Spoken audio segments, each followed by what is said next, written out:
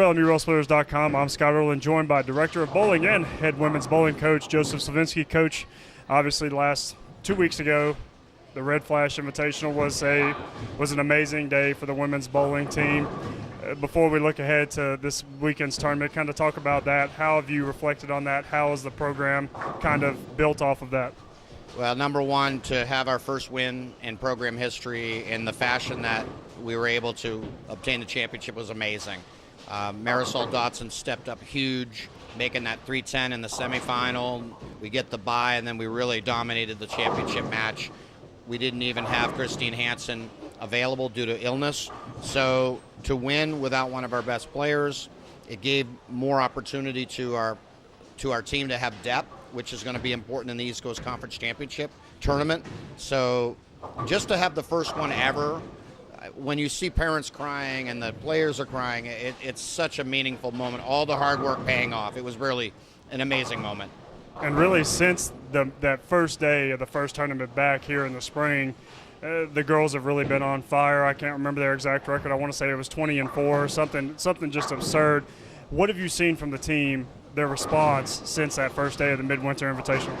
Well, just to respond after coming off being rusty on that first day, we modified what we had planned for the lanes.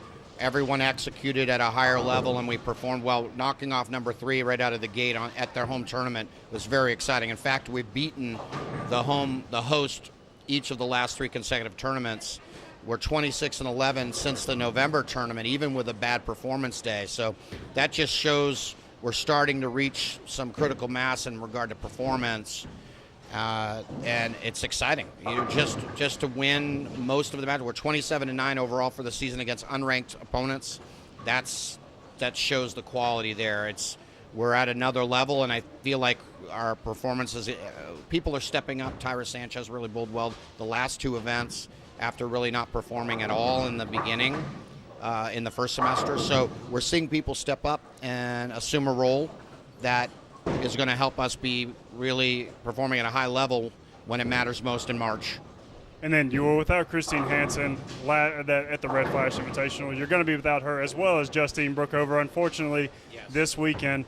But we learned a lot about the team when they went and won the Red Flash without Christine. So what do you expect to see from your team under the pressure of having those 2 bowlers missing?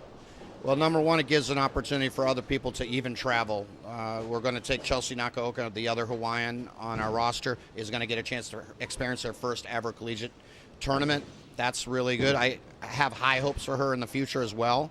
So she's going to get some opportunities to throw some shots, which will help in the future.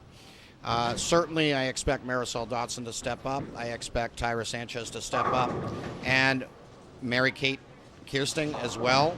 I feel that their performance in the last tournament was very, very strong.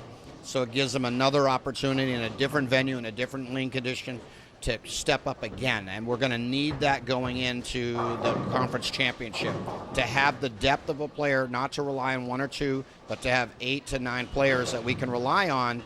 And what I want to do is be able to play them in the part of the lane that matches up. We definitely have some diversity in regard to release characteristics. That's going to afford us a much more consistent performance across all of the matches as lanes change.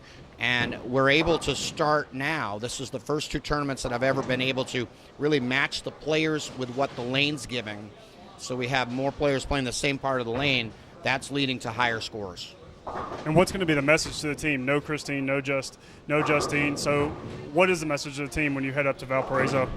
Is just do the job. I mean, we really focus on making that uncomfortable comfortable. This is about as uncomfortable it is. Your top 2 statistical leaders are not going on the trip. That means other people have to perform. It's kind of like what we expect. When we had 133 against St. Francis come back and win the match, just like last season when we performed badly, just keep working, never give up. And that's what I expect us to do. We'll do everything we normally do. The same cultural things that we do. We warm up the same way no matter who's there. And that gives you comfort. As I have enough talent that if we bowl well, we can still be competitive against strong teams. When they talk about the strength of the field, what are you expecting to see? Who's going to be there? Who are going to be the biggest challenges for this event title?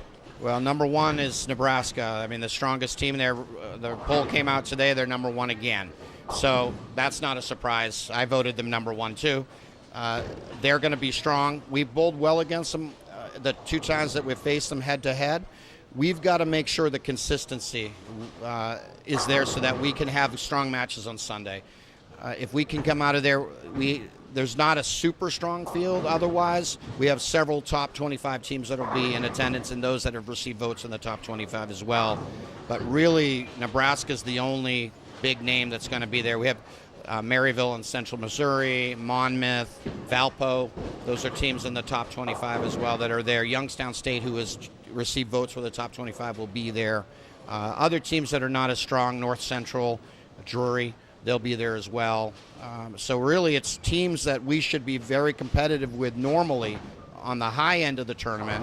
And if we can have a match against Nebraska again and be competitive, especially with 2 players that aren't there, that's going to send a message to not only us, but to everybody else that the depth of our team is dangerous. And that's what I want. I want to go out of this tournament and have a strong performance, knowing that if we do that, we're going to be perceived against anybody very competitive at any time. Well, the Lady Rail Splitters head up to Valparaiso this weekend, Friday, Saturday, and Sunday, 3 days of bowling. There will be recaps on www.lmurailsplitters.com following each day of the event. For Joe Savinski, I'm Scott Erlin, and this is lmurailsplitters.com.